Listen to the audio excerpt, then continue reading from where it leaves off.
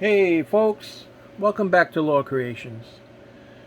Welcome back to another video of just sharing my newest custom diorama. And it's a 1/12 scale Warhammer piece. And this one was a lot of fun to create because I really got lost in the details, and I just wanted to create a scene that somewhat tells a story as this particular universe calls for. So this one's a little bit more, I guess, graphic than what I usually create. I don't usually portray blood in my dioramas. I try to avoid it, but this particular piece called for it, and I just wanted to capture the sense and the feel that a battle had just taken place, and this ultramarine has been in a fierce fight. And I tried my hand at sculpting, and I just wanted to create an enemy to show somewhat, that he was conquered and destroyed by this particular ultramarine. And so this particular piece was sculpted just out of, it wasn't even a good type of clay. It was just an air dry clay. And I added, some effects with some UV resin. I may have to tone down the gloss a bit, maybe give it a matte coat. But I think it came out okay. Just to give you an idea. But yeah, he can be displayed in the piece or without it. And so I'll just move him aside. And I took a 3D printed window, and I just I went ahead and kind of mangled it to look like some destruction, and this is all this can all be moved around. So that's that particular piece. Kind of got a little crazy with the weathering, but I absolutely love adding details in the rust and the weathering. I love trying to make things look realistic. Sometimes I capture it, sometimes not so much. But in this particular piece, I believe I captured the environment that I wanted. So yeah, all the weathering was done with AK Interactive watercolor pencils.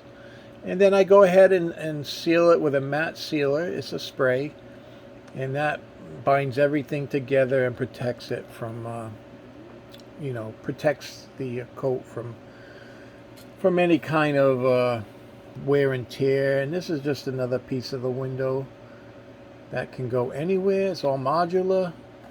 It can be portrayed anywhere. And these are just little pieces of debris and so on and so forth. Let me move another piece of the window that can go anywhere. So in this particular ultramarine, I already had weathered him pretty much, but I did add a bunch more blood and just to kind of sell the realism of this particular piece. And so I'll bring him up close so you can maybe see his chainsaw weapon, his feet, and just from a battle. And I just wanted to capture and portray that. So that's that. And this is the diorama with nothing in it. So 3D printed skulls. This shield was I combined a lot of things in Tinkercad to come up with this style shield. And I'll bring it all up close in a minute. The sidewall you can't really get an appreciation for, but only because it's really hidden, and but if you turn it a certain way, you can see it. Everything's magnetized, so I'll take everything off and show you folks up close. But like I say, everything was weathered with AK Interactive weathering pencils. Those seem to be my go-to weathering products because they're very forgiving, and any mistakes you make can easily be rectified. So 3D printed grate that I had made in Tinkercad. This is just a piece of plastic. The wings were 3D printed. This is all foam board with some whatchamajiggies there, some rivets. So I did some jewels for the rivets. And the floor, get a look at the floor. I get some hair stuck in this. That's the thing, is when you have a cat and a dog, you get hair all over the place, and then it gets on your pieces. So that's the floor there, and just some different areas of textures and so on and so forth. So like I say, it's all magnetized, and I got a blue piece of film back here, if you guys can see that, and I'll give you an up close look at it with the weathering. It came out really good. I really enjoyed making this piece. It took me a while, only because I really enjoyed just doing the details and capturing kind of what was in my imagination. And this is the smaller side wall.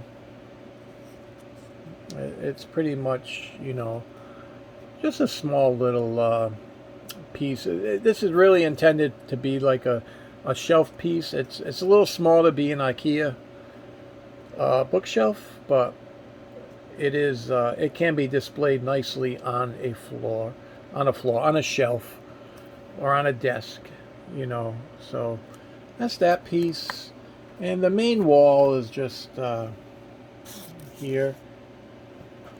And like I said, this was all 3D printed and created in Tinkercad. I exported some different shapes and skull, and just combined them.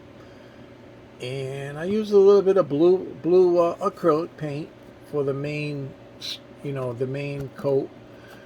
And then I went over it with the weathering and tried to give it some highlights, if you can see that, and give you an idea of, you know, just the different details in the particular piece. I tried to take some really good pictures, but a lot of times the pictures don't do the diorama justice. You really have to see it in person to have an appreciation for the details, for the work that went into it, and so on and so forth. And yeah, I try to put 100% into my pieces. I try to make it be a labor of love, and just show how much I enjoy creating. And let's put him in place here, and we'll set up a scene. We can put that there, and it's, I mean, because everything's modular, you can pretty much put anything anywhere, and that gives you an idea of, you know, the battle. And you can come over here, and, you know, it's creating is what your imagination, and that's why I love creating for myself, because I can create pieces that, you know, motivate me, that inspire me. I don't know much about the Warhammer universe, but I do really enjoy, you know, just studying and following some of the characters in that particular universe as just a like inspiring type of aspect. But anything that inspires me, I'm interested in it. And this type of environment, this type of world, these type of characters do inspire me. I guess I'm a little unique when it comes to that, but that's how it can be displayed. It just it's a really nice display, and it can be put on a shelf and for folks to see, or even just for your, you know, for your own eyes and for your own man cave or whatever. But I won't be selling this one, I don't believe. I'm going to put him up on my shelf, and I'm going to keep it for I'll keep it for myself.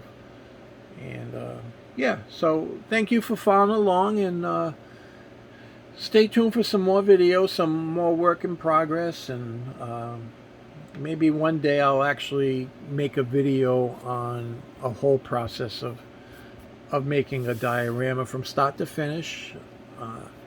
I just don't work very well while the camera's going, only because my process is so, I'm not going to say mundane, but it's so off the cuff kind of, and yeah, I just think it would be boring. Anyway, folks, I appreciate you guys, and please like, please subscribe, and leave a comment, and that would be greatly appreciated. Take care, folks, and have a great rest of your week.